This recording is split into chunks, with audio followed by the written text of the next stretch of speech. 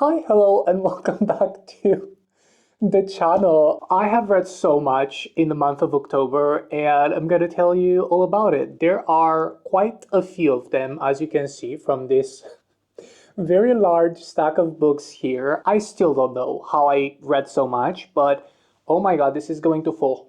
Please hold. Let's talk about the first trilogy that I have read in month of October, and this is the Grisha trilogy by Lee Bardugo, or the Shadow and Bone trilogy. I have a full-on reading vlog for these, so you can just go and watch that if you want to get my full thoughts and opinions on this, but I am not sure if these are holding up to 2024, but I will say this. After finishing this trilogy a month later, I still think about some characters from these books. So I feel like this says a lot about Leigh Bardugo's writing and how she is able to create these very meaningful relationships between the characters. The main plot of this trilogy is that we are in a world where there are grisha, basically people that have magical powers, magical abilities, and you also have people.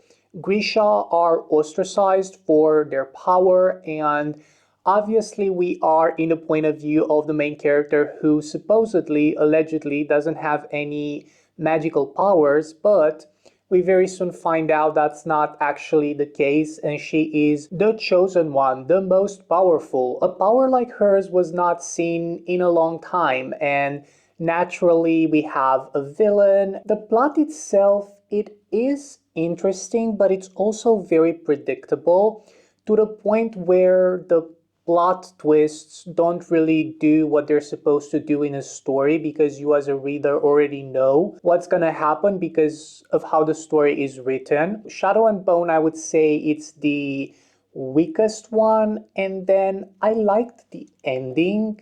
I don't agree with some of the choices that were made, but I still liked it. I don't think I would recommend this trilogy, but if you want to read it, it's not bad. It's just not on par with some other YA fantasies that I have read. So yeah, these are my thoughts on Shadow and Bone. Continuing with the Shadow and Bone universe, if you will, I have read Demon in the Woods by, no, Demon in the Wood. I almost always get this name wrong. So Demon in the Wood, obviously written by Lee Bardugo and illustrated by Danny Pendergast.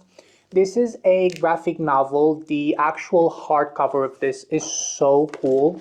So it looks like this. It is actually a design printed on the hardcover. The story itself, I feel like it's so well written. I liked it a lot in the end. This is sort of the art style that we have in this graphic novel. I feel like it's very interesting how different color palettes are used to represent how our main character is feeling internally. I think that's very, very cool and interesting, and something that I noticed and I thought it's worth mentioning. This follows the villain from the Grisha trilogy, the Darkling. It's not actually his origin story, it's more so like an episode from his past, from a time when Grisha were hunted down and he and his mother were just trying to survive. As I said, this is not actually an origin story or like a very long novel about how the Darkling became the Darkling. We're not actually supposed to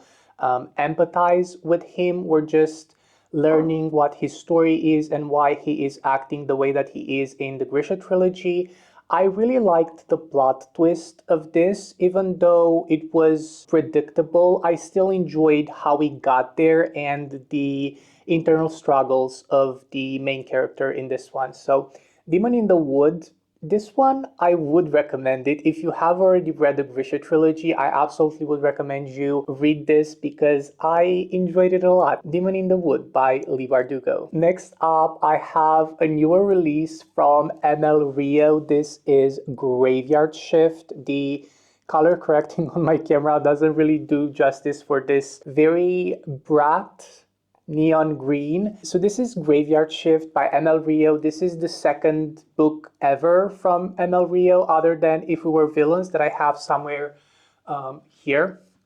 I recently read if we were villains, and I really, really liked it. And I was very excited to find out that NL Rio came out with a short novella. This was really fun to read. It was interesting, it was twisty, you had this sense of urgency. You were rooting for these characters. I was on the edge of my seat wanting to figure out what's actually happening in this one. This book follows a cast of, I think it's five, yes, five people who can't really sleep at night, so they all go together in the cemetery next to this college university town so that they can smoke together and just like talk about their lives and stuff like that, and they just grow close to each other. Obviously, everything is not what it seems. They soon discover a hole that was digged in the cemetery that was not previously there, and they're very intrigued by this. They don't really understand what's happening, and they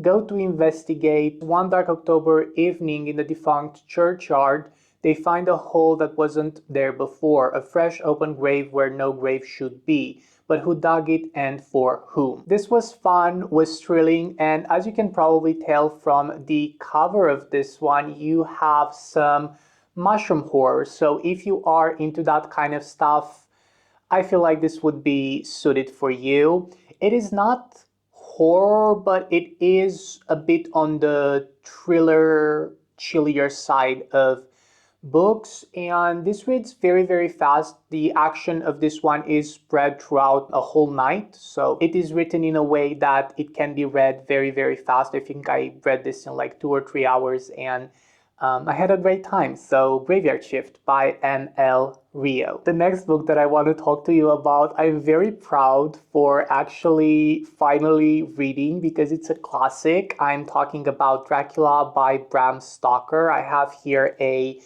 somewhat sort of illustrated edition. It's not really like with pictures, but it has these very cool chapter headings that I find very, very interesting and suited for the story. These are all just gorgeous. I was recently to the mountainside with some friends, and I have actually revisited or seen, because we didn't go inside of the castle, but we have seen again the Bran castle that is supposedly, allegedly inspiring the castle in Dracula. And seeing that castle again, reading this story beforehand was just surreal. Would completely recommend if you plan to visit Bran Castle. Maybe give this one a go because it changes the vibes of the place, let's just say. Now, the book was not really what I expected it to be. First of all, I didn't know it's written in this epistolary format because you are actually reading some letters that were sent to different people, and that's kind of what we're following. We are in different characters' point of view, and we are trying to find out what's actually happening. It is literary fiction. It borderlines on paranormal, on magical realism. Its atmosphere, it's very dark, very eerie. I really, really liked how the atmosphere in the castle was depicted. I will admit that at times it felt very slow, and there were chapters where I didn't really know how I felt about it, but overall, I think it's a must read just because it's not at all what you would expect from a classic in the best way. And I had a really, really great time actually reading this. One thing that I wouldn't say it's good or bad, is just a product of its time when this was actually written, is the fact that each character is very contained within its archetype. For example, you have Dracula, who's supposed to be the villain of the story. He is this evil, vampire spirit, whatever he is. And I will not tell you what happens at the end, but let's just say that people that are very clearly intended to be the villains of the story are getting what they deserve. For example, you have this character that's supposed to represent the modern woman for that time, and she is courted by 2 or 3 different men. And this thing is viewed as something very scandalous and very not in the norms. So this character doesn't end up great. Let's just say that. But overall, Dracula is a classic for a reason, and I really enjoyed my time reading it. Also, the spooky atmosphere from October really worked with everything that's depicted in this book. This month, I read not one, but two books from my favorite author that I have discovered this year. Let's talk about the first one, which is The Atlas Six by Olivie Blake. If you couldn't tell by my Olivie Blake Shrine, these are the Polish editions of Masters of Death and One for My Enemy, and they have gorgeous sprayed edges. I absolutely love them. All of that to say, I really, really like Olivie Blake as a writer. I just think the concepts for her books are all very different and cool, and they're trying to communicate different things, so I really appreciate that. I have finally read The Atlas Six. I was very scared because I know this book is very hyped on the internet. I know it was very popular last year or 2 years ago. And I was scared to go into this one because I didn't really know how I will feel about it. But it being written by Olivie Blake and being dark academia, the chances of me not liking it were not that high. And I'm happy to report that I really, really liked this. I wouldn't say it is my favorite Olivie Blake book, but it was good. So this follows, as the title suggests, a group of six characters that are recruited to take part into this school that supposedly studies magic, but by the end of the book, a plan is revealed that it was a bit predictable. Like you could tell where the story will go, but how we got to that conclusion was not at all what I imagined. So kudos to Olivie Blake for keeping this very thrilling and exciting. And even though this is like a pretty big book. It has like 550 pages. I read it so fast, I couldn't quite put it down just because I wanted to find out what's happening. The Atlas 6, I wouldn't say it's for everyone because even more so in this book, Olivie Blake's writing style and prose that are usually very elitist and very pretentious, let's say, those things shine in this book. So if you don't enjoy her writing style, I don't know if you would enjoy this one, but for me, as someone who adores the pretentious writing style that Olivie Blake has, this book was really good. The Atlas 6 by Olivie Blake. Next up, I have the start of a series and also a prequel for that series. I am talking about Evocation and Odd Spirits by S.T. Gibson. Let's actually start with Evocation because this is the book that I read first.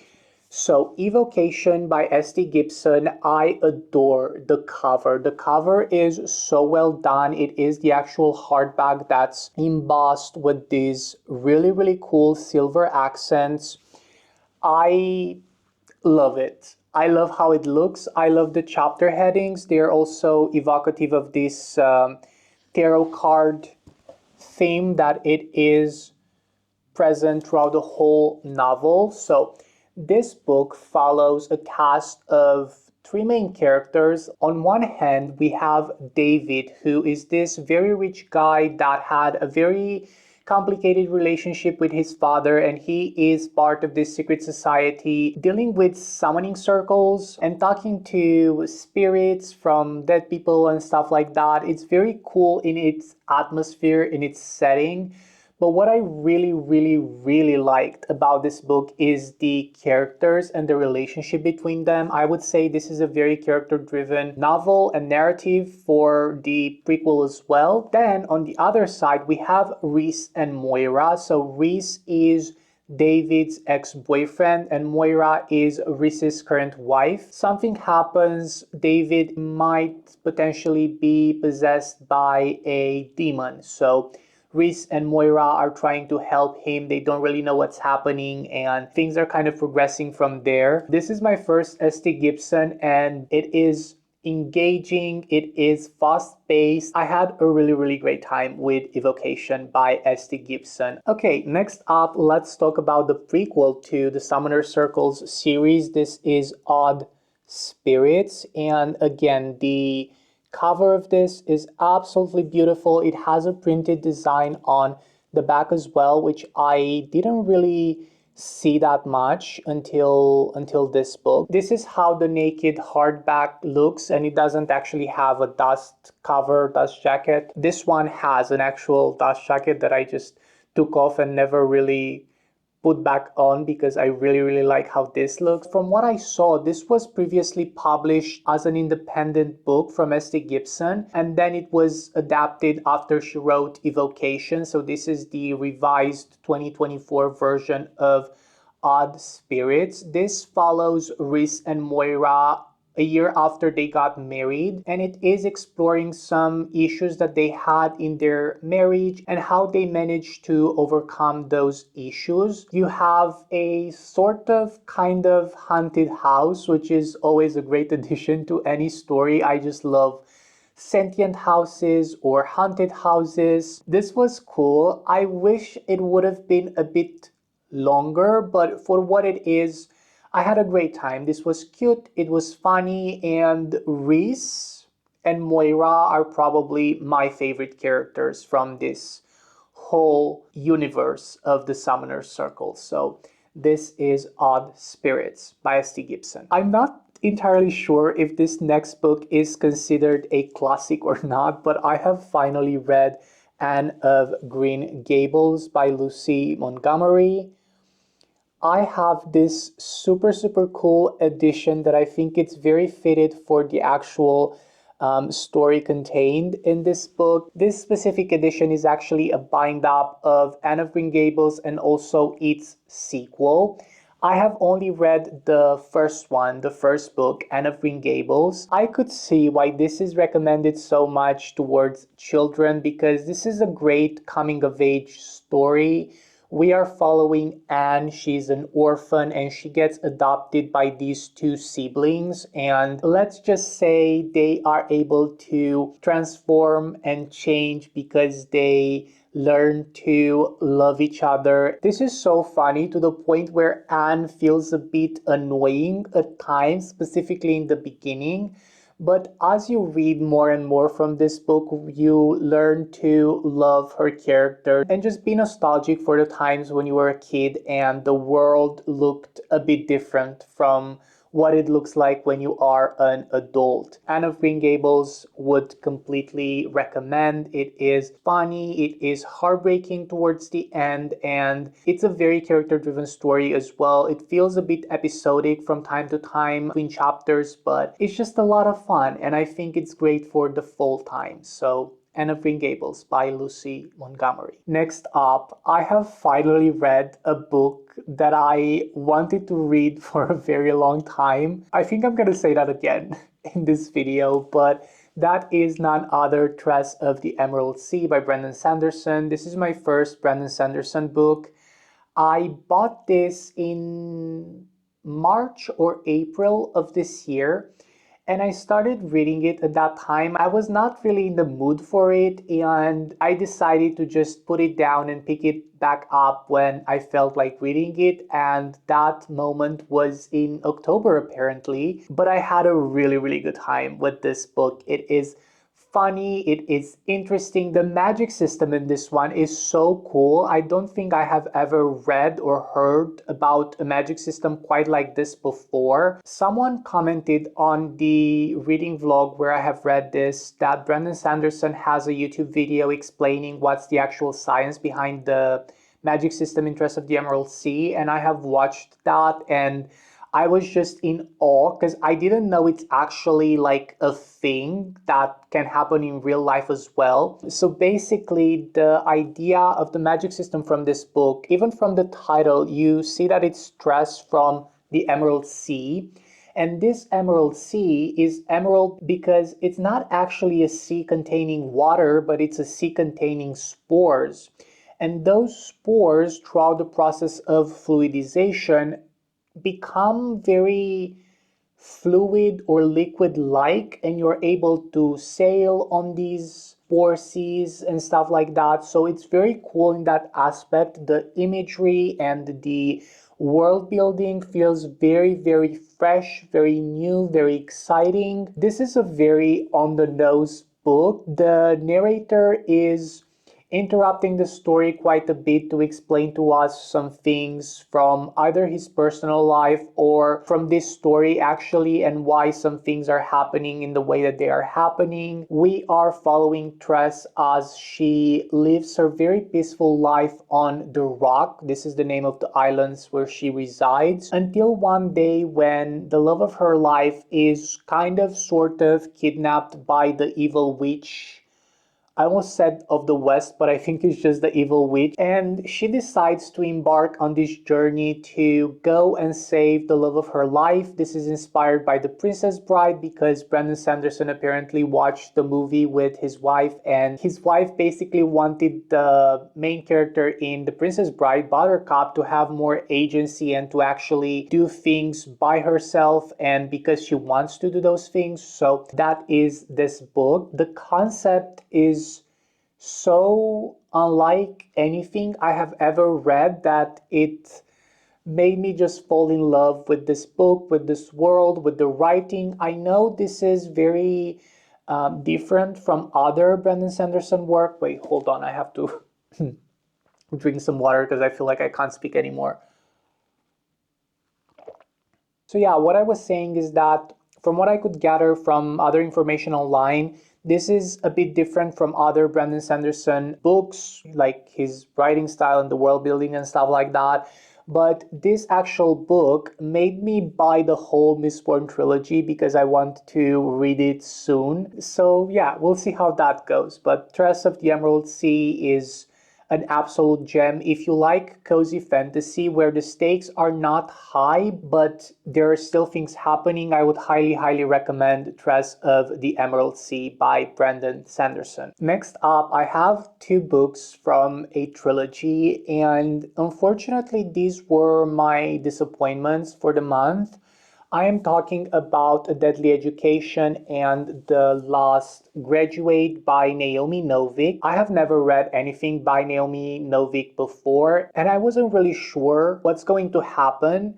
Part of it's my fault because for some reason I just thought that the synopsis of this book is the synopsis of an Academy of Liars or an Academy for Liars. It's a new Dark Academia book that just got released. And in my head, the two plot summaries, the two synopses of the books kind of like inverted and switched. And throughout the first half of the first book, I was very confused as to what was happening. I mean, nothing was actually happening, but I was kind of confused with the world building because I didn't really understand how it ties in with the synopsis that I actually had in my head. And obviously, that's no one's fault but mine because I should have just looked at the back of the book and see what's actually happening. But after I realized that I was thinking about the wrong book, it became a bit better, but not to the point where I liked what I was reading. Now, my main issues with both of these books, the world building, first of all, I don't actually know if I have experienced this with other books before, but the world building felt a bit confusing to me because I couldn't quite picture it in my head what's happening, how the school that they are at is looking like, or where it is situated and stuff like that. And maybe that's the idea of it because the actual school is located in this kind of void so that it can't be attacked as easily by the monsters in this world. Even stuff like, you know, when you have an action scene and it is described in a way where you can picture how the character is moving or where they are located in relation with the other characters so that you can kind of picture like their movements and what's actually happening. In these books, I couldn't do that. I couldn't picture the action scenes. I couldn't picture what they were doing. It just didn't really make sense for me personally. And again, this might be my fault because I was not in a great space mentally while reading this, so it could be totally that. But I just didn't really know what was happening. And I'm very sad because I typically like dark academia books, but for me to actually not really like this, I was just very disappointed. My other critique kind of is that nothing is really actually happening in the first book, and I get that we are trying to set the world and to kind of understand why these kids are in the school and what is happening and stuff like that, but nothing happened in the second book. I could see where we're going, and I could see the things that are set up for the last one. So this is not that bad in that aspect, but the first one, there's kind of no plot to it, and usually I don't really like that in books. But again, maybe that's just me. Comment down below if you read these books and if you like them, and if so, why, because I'm truly genuinely curious. Maybe I missed some things, I don't know. So yeah, unfortunately this is my experience with A Deadly Education and The Lost Graduate by Naomi Novik. Next up, I'm very happy to report that I have finally read a V. Schwab book that I can wholeheartedly say I love. My previous experience with V. Schwab was not that great. I have read The Invisible Life of Eddie LaRue earlier this year, and even though I thought it was okay, I didn't really love it or like it that much. And then I have read Gallant a couple of months ago, or I think it was in September, I don't know. I read Gallant and that was just a no for me. I didn't like that at all. But this one, this is my first 5 stars from V. Schwab, and I am so excited that I finally found a book from this author that I like. It's very dark academia adjacent. I wouldn't say it's like fully dark academia. Basically, what's happening in this book, you are following these two college best friends. They were roommates and they were studying medicine, and one of them comes up with the idea that for a project that they had to do, they would be studying EOs, extraordinary people that have like superpowers or certain abilities that would be categorized as extraordinary. And how do people gain these extraordinary powers is by having a near death experience. And you can kind of picture where this is going. It's kind of the idea of a supervillain and a superhero, but they're not actually that. The superhero is kind of a villain, and the supervillain is very gray area, let's just say. And it kind of begs the question, what do we consider good? What do we consider evil? And it has a lot of themes of obsession and depression and addiction. If you like reading about very morally gray characters and where is this fine line between good and evil, I would highly recommend Vicious by V. Schwab. I cannot believe I'm saying this, but this was an absolute joy to read. I liked it a lot. I don't really know how I feel about the second one, but we'll talk more in upcoming videos about that one. But this is so good. I had a great time reading it. My only issue, and I know this is something very personal to me, one of the main characters is called Eli. And every single time I hear the name Eli, all I could think about is that Taylor Swift song. Is it something with movies? If we were a movie, whatever, where I thought she said, "Come back to me, Eli," for a very long time. And then I looked at the lyrics, and in fact, she says, "Come back to me, like." So now every single time I see this name, Eli, all I could think about is that song. Tangent aside, Vicious by V. Schwab, 8. This was so good. The next book that I want to talk to you about is my second Olivie Blake for this month. This is Januaries. This is an anthology collection of short stories from Olivie Blake. Some of them were previously published in magazines and stuff like that. Some of them are new. This is pretty much one of the highlights of this month for me. If you never read anything by Olivie Blake, I would highly recommend to go and read some of the stories in this book, because I feel like all of them are very evocative of Olivie Blake's writing style. She can tackle a lot of very nuanced and different themes and topics, and she can do it in such an unique way that I have never read or seen or heard about before. I had truly the best time reading this. It's true that I cried like multiple times, but yeah, this was absolutely amazing. I know she has another new release planned for either March or April of 2025. It's called Gifted and Talented, I think. And I'm so happy to live in a time where Olivie Blake is publishing new books because I just love her writing style so much. Specifically from this book, I wanted to show you the end pages. These are really cool illustrations. And then for the actual book, we have other pictures and illustrations in the actual book as well. This is my personal favorite. And then in terms of actual favorite stories from this book, so it is split between different seasons.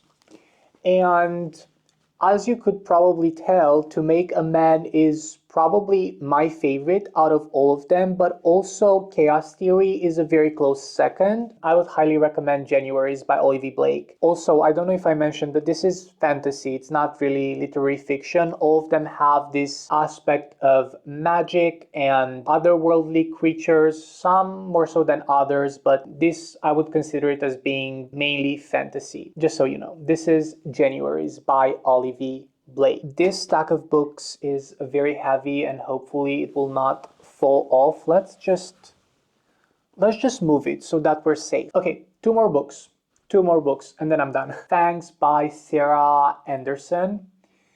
This is so charming and cute and super well done. I have never read a story between a werewolf and a vampire quite like this before. It's so charming. Oop, I have my receipt here. Let's just put this aside. It's very charming. The art style is really cartoonish in the best way possible. And this is just about the relationship between a werewolf and a vampire and how they fall in love and a bit from their day-to-day life. So if you're looking for something perfect for the spooky season, for autumn, for just like all the cozy vibes, this is the graphic novel for that. Also on the back, I don't know if I showed you, it says, I want your love, and then love is crossed out and it says, I want your blood, which is very fitting for this story. You can read this very fast. It's only 100 pages. And if you go somewhere at the coffee shop for like 5 to 10 minutes, you can read this and have the best time. That's exactly what I did. I have read this while I was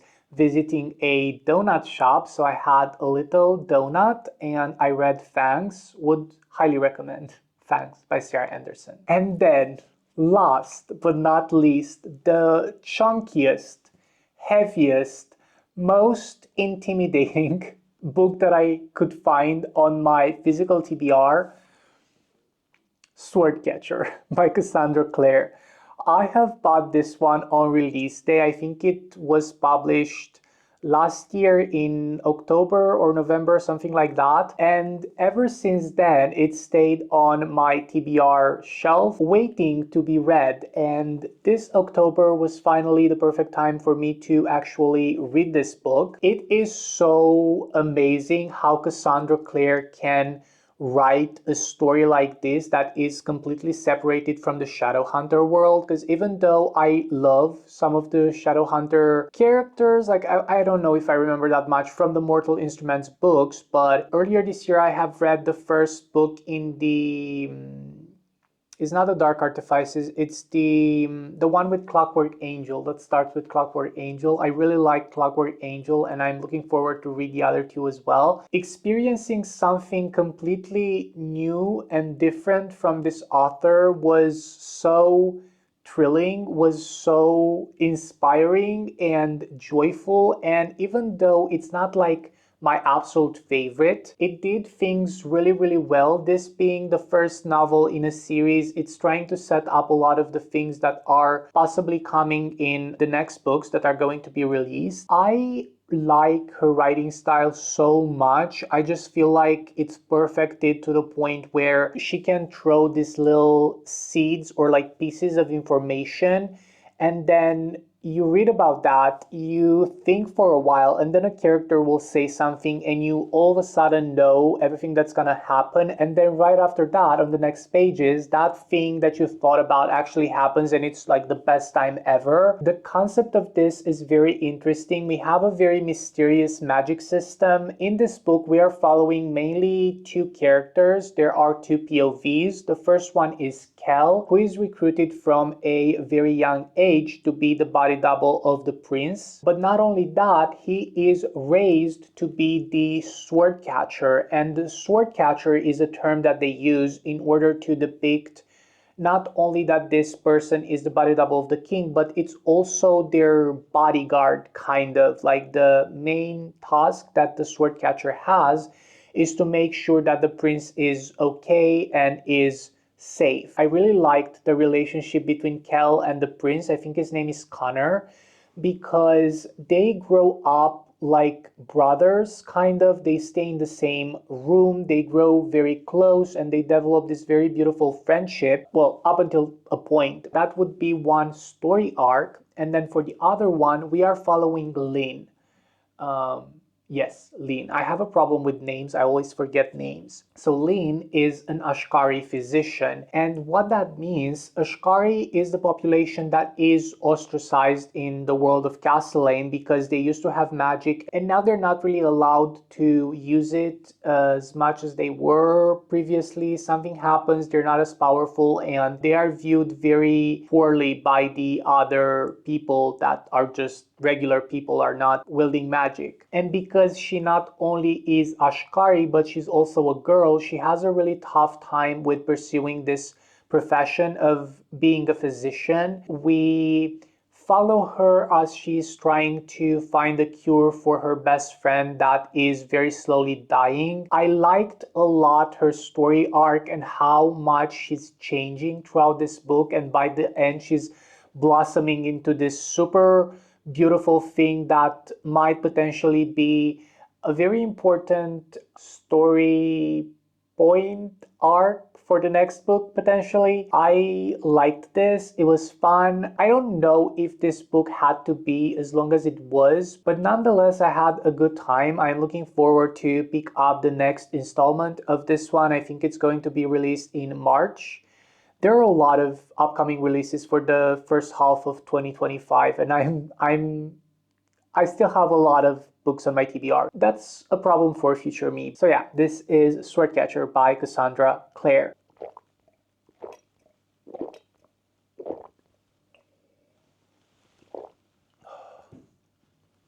My God. I feel like I've talked for hours on end. Well, not actually, but it's been a lot. I'm thinking about the fact that now I will have to make space for all of these books on my bookshelves. Yeah, I'll think of something. Please let me know in the comments down below what was your favorite read from October, or what are you looking forward to read in November? Please comment down below. Thank you so much for watching, and I will probably see you in the next one. Bye everyone!